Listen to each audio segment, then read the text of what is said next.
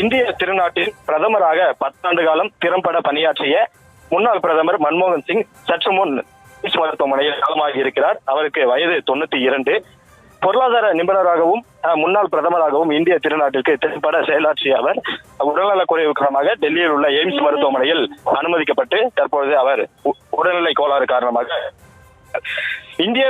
இந்தியாவின் முன்னாள் பிரதமர் டாக்டர் மன்மோகன் சிங் மறைவை தெரிவித்துக் கொள்கிறோம். முதுமை தொடர்பான மருத்துவ நிலைமைகளுக்காக அவர் இன்று மருத்துவமனையில் அனுமதிக்கப்பட்ட அவர் டெல்லி எய்ம்ஸ் மருத்துவமனையில் இன்று இரவு 9:51 மணிக்கு மரணமடைந்ததாக மருத்துவமனை தரப்பில் தகவலானது தெரிவிக்கப்பட்டிருக்கிறது. 1932 வருடம் செப்டம்பர் 26 பஞ்சாப் மாநில